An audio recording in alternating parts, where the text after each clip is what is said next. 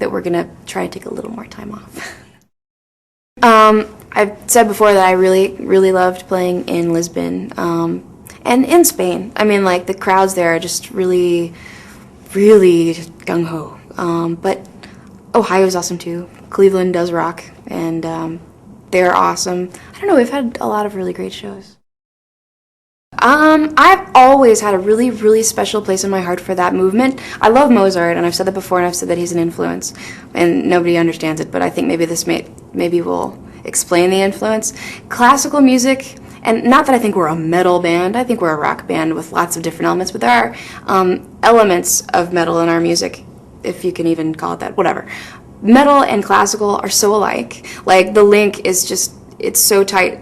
It's all about, even the structures, the way classical music goes with the lots of different movements and then coming back to a common theme. It's sort of so alike. It's funny. And I always have loved, it's my favorite piece of Mozart music ever of all time, is Lacrimosa, the one part of the Requiem. And I always could hear it in my head being a real song, like with everything, guitars and drums and vocals, and just build around it and make it cool and vibey and put loops in and stuff. And I just tried it. I mean, like, this is what this whole writing process was about, just trying stuff and sitting in front of the computer, like, in the middle of the night and getting the Requiem on a CD and, like, importing it into Pro Tools and, like, playing with it and chopping it up and putting loops in and getting all like, yeah, this is going to be really cool. And turning it into this huge epic song, because the choir and the orchestra, and they go all huge, and the music's, you know, gotta go huge with us too, and we just, I'm always smiling at the end of that song, because it ends with big giant amen.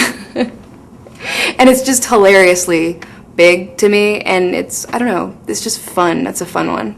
As I was doing the classical thing, it was in junior high and high school, and when I was in junior high, because I'm kind of young, the grunge era was happening, and so many great bands started coming out that I just became obsessed with. And I think what probably finally made me go, wow, like, I'm into this more, was Bjork. And I've said Bjork lots of times, like, what a great influence she is and everything. But it was the fact that she was doing something completely different that, to me, has all these different elements of all kinds of music, including some of the things that I like about classical. Like, she doesn't just do one thing. Like, she, I don't know, does everything. It was just a big inspiration for me, and I followed her forever and have all her records, and, you know. Well, we'll never make another first record, and everything happening the first time was just so monumental and special. I'll always remember some of the hugest shows that we played in, like, Athens, Greece, or Portugal, in front of, like, 30,000 people or more, and that feeling, it's definitely the feeling that everyone's feeling the same thing, and I don't know, like, just a big giant ball of emotion when everyone's hearing the songs and loving them and sort of just getting into that other place that you can't describe with words. That's my favorite thing about my job, I think, so that'll always stick with me, but hopefully it won't be a one-time thing and we can do it again this time. I don't know, it sort of, like, goes all over your head.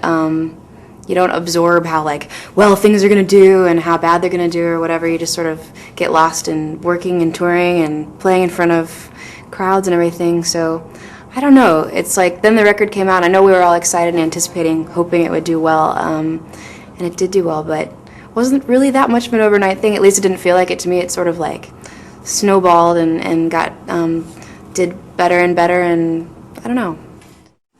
I think I am proud of myself on this one thing, that I really didn't put a lot of stock into how many records we were going to sell, just because so much of my heart and, like, our work went into the music, trying to make it what we love, and definitely we did that the second time around, that I told myself from the very beginning, like, you know what, I'm going to make these choices based on what I want and what I like and what sounds good to me and what feels good to me, not based on how many records I think it's going to sell. So actually, I mean, of course, you know, it makes you completely happy when you win Grammys and sell millions of records and all of that, but I was mostly just really excited that we were a signed band and we're putting our music out for the whole world to hear, and I don't know, it really wasn't about a number for me.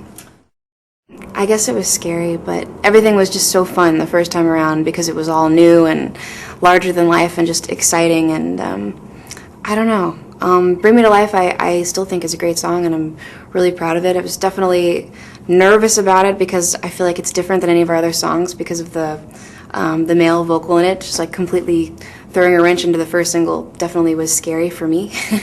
But it all worked out, so I guess it's all for the best. When your music becomes like so personal, it's just, I don't even mean the words, I mean the music. It's so just trying to paint a picture of what you feel.